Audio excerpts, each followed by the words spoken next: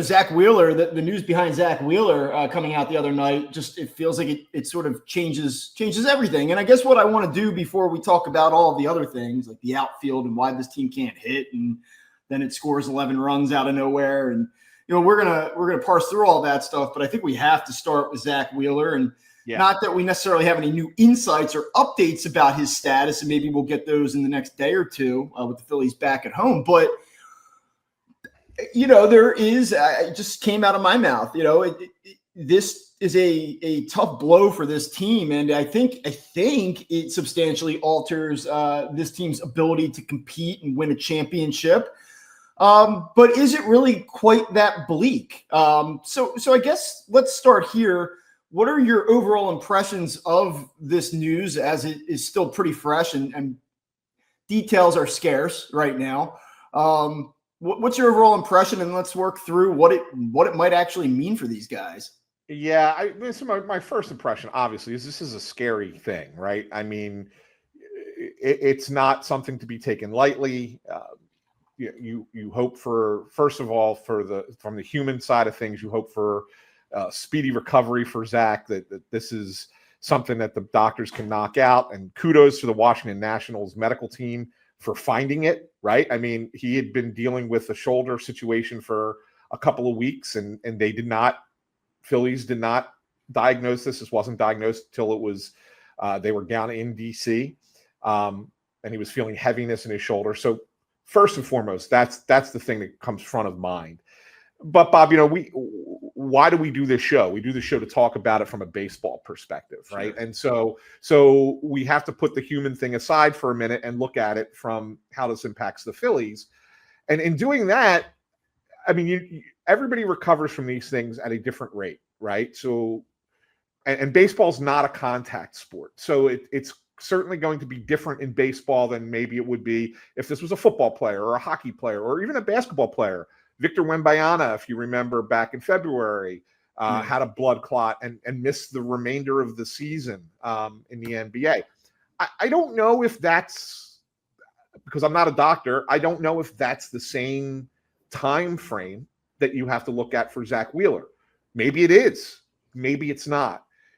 But regardless, and we won't, until we get clarity from the Phillies, which we all hope is today when we go down to the ballpark later on, until we get that clarity, it would behoove us and the Phillies to start thinking about what it would look like going into October without Zack Wheeler.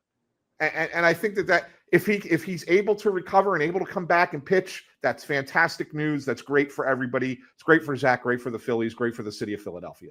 But if he cannot, there has to be a thought of, well, how do you get through that? How do you get past that?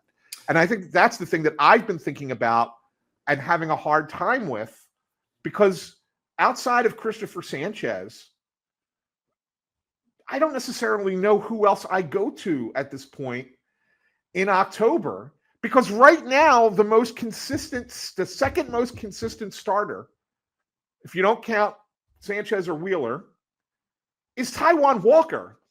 And I don't know if I feel good about Taijuan Walker starting a playoff game. So, that's the thing. For the Phillies, this is a horrible potential outcome if he can't pitch the rest of the year.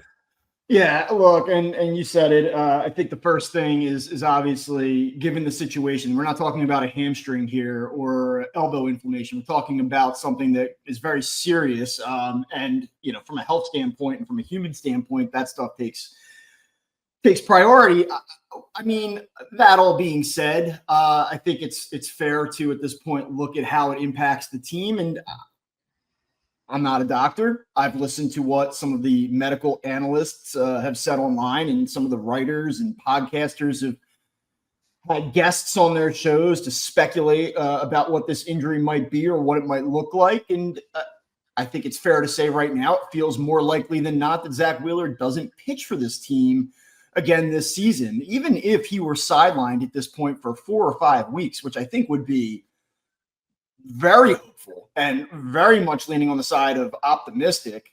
What would a ramp up look like? Is he going to just come back and throw a bullpen and then take the ball in game 1 of a playoff series? I mean, it just doesn't feel like I mean, maybe if they got deeper into the playoffs, he becomes available. But like in terms of like a NLDS, like that feels very unlikely to me. Yeah, and Bob, if you recall, back in 22, Wheeler went on the IL right around this time. Yeah. And he missed 3 weeks. I think it was 3 weeks. And then came back and threw a couple of starts at the very end of September and was game one starter in the playoffs. Yeah. This is a different scenario. Obviously, yeah, this is also a different thing too, where I mean, I imagine I am not a doctor. I've asked some people that I know with medical backgrounds about this, but everyone's in the dark on the details. I mean, location, severity of size of it, like there's so many different factors. Correct. So it's hard to speak about it with really a lot of a lot of real knowledge here. But my guess is that he's going to have to shut things down physically to a degree, certainly more so than he would if he were dealing with an elbow problem or a shoulder problem. Like you can still do things to keep yourself otherwise in shape. And in here, this could be a full shutdown for all I know, or for all we know. Right. So you're right. I mean, you look at the rotation and what's left, and this is why these conversations are silly. And I mean, I guess we probably have had them here. I don't know, maybe check the tape, but I look at it and go, hey, you talk about in the middle of May. Well, if they had to start a playoff series today, they have 7 guys that are awesome. How would you even figure out the rotation? Well, here we are on August 18th kind of going, well, I have Christopher Sanchez in game 1, and I'm not really sure what I have after that. So if the whole thing is going to be predicated upon they have great starting pitching and they've upgraded the bullpen enough to deal with the offensive inconsistencies and be good enough for 3 weeks to win a championship this fall, I really can't squint my eyes hard enough and make that work. Like I just don't I didn't believe in it before. Now I really don't believe in it. And you said something interesting to me yesterday. You're like, that's right. And here come the Phillies, and they'll probably go on some crazy ride here and surprise everybody. And everyone counted us out and underdogs and the typical Philadelphia Sins 2024 Eagles crap.